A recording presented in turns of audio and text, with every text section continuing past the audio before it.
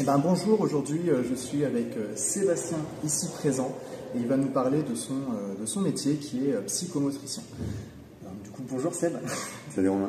Alors du coup, toi quand tu étais collégien, tu étais comment? Est-ce que tu étais studieux? Est-ce que tu étais plus devant le bureau du prof ou plus au fond à côté des radiateurs? C'était comment toi? Un peu entre les deux. J'étais un peu inhibé, un peu timide, donc pas tout à fait devant, mais pas tout à fait derrière. Plutôt au milieu. Plutôt au milieu, ouais.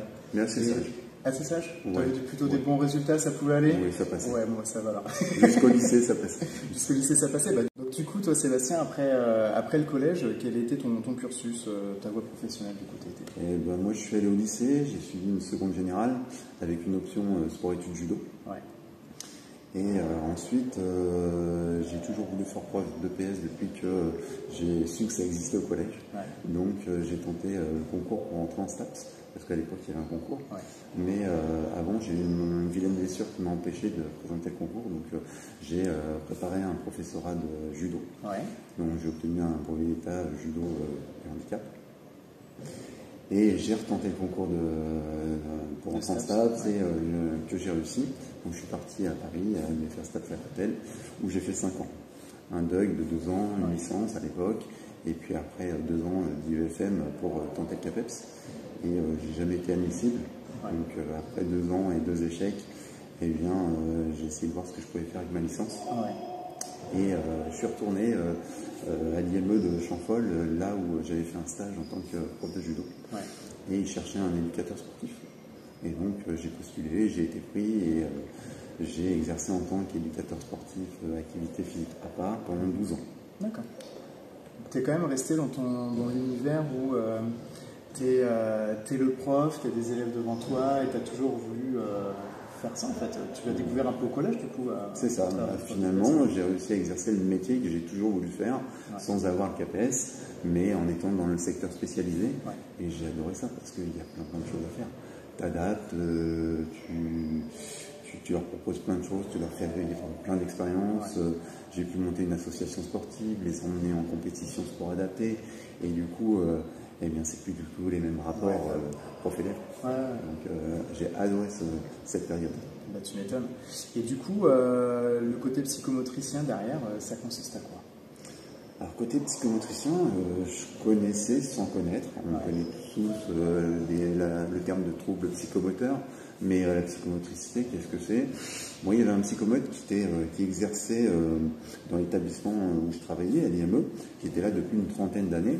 Et pour moi, j'en avais une vision très très rééducative. Pour moi, un trouble psychomoteur, une rééducation. Donc pour moi, c'était cette vision-là. Et quand il est parti en retraite, on a cherché à le remplacer, ça a été très compliqué. On ne trouvait personne et moi j'ai le médecin de l'époque, le médecin psychiatre, qui est venu me trouver, discuter, échanger avec moi et me demandant d'expliquer un petit peu mon métier. Et en discutant, elle me dit mais ce que vous faites c'est de la psychomotricité. Donc je l'ai regardé, je n'ai pas bien compris, j'ai souri et en échangeant avec elle, elle me voyait bien psychomotricien. Ouais. Donc finalement, après, ça te trotte un peu dans la tête, tu réfléchis, tu te dis, bah pourquoi pas, ça pourrait être une belle perspective, une belle reconversion.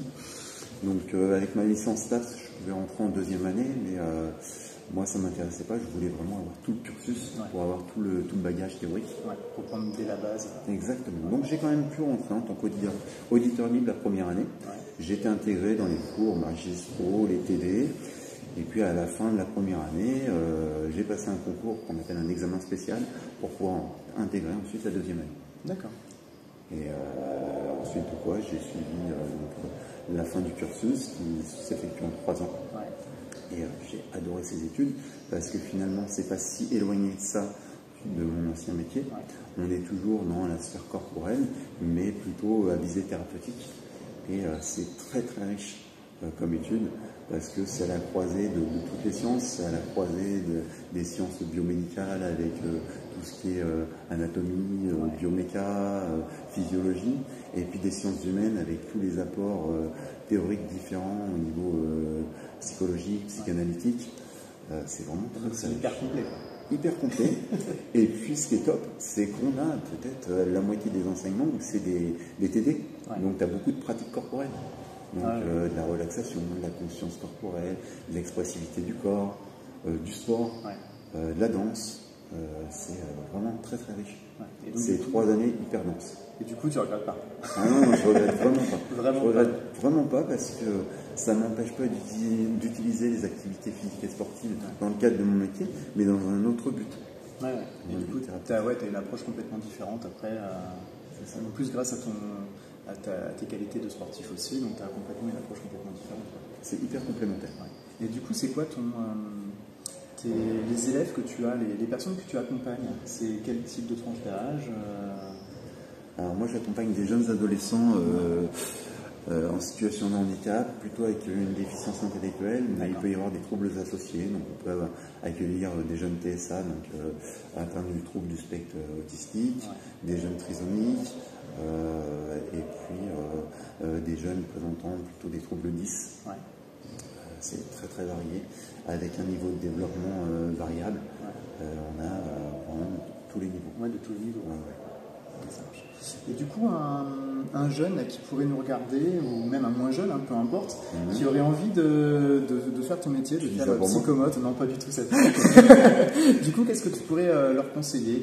Quel serait le cursus ou qu'est-ce qu'ils pourraient faire? Alors en général, on conseille plutôt les études scientifiques, un bac S, parce qu'effectivement, après, vu les études qu'il y a au niveau scientifique, ça aide, mais le fait d'avoir fait un autre bac, c'est pas rédhibitoire. Ouais. Ouais. La passion, la volonté fait que tu peux réussir même si tu n'as pas un bac S. Ouais, d'accord. Et après, du coup, après le bac, il y a une fac spécialisée, je présume, une filière spécialisée. Là encore, avant, il y avait une prépa et un concours. Maintenant, tout a changé. Donc, on peut passer par Parcoursup, on peut passer par le dispositif PASS et LAS. On peut également passer par une première année de STAPS pour ensuite passer le concours. Ok, d'accord. Donc, ça ouvre vraiment tout derrière. Oui. Okay. Et ben, merci beaucoup, en tout cas, Seb. Merci. Ben, voilà. Maintenant, si vous avez envie de faire psychomotricien, Sébastien a répondu à toutes les questions. Merci beaucoup. Si vous avez envie, allez-y, foncez. C'est un métier passionnant. Et ben, merci en tout cas, Seb. Ben, merci à toi, Romain. Merci. À la prochaine. Salut.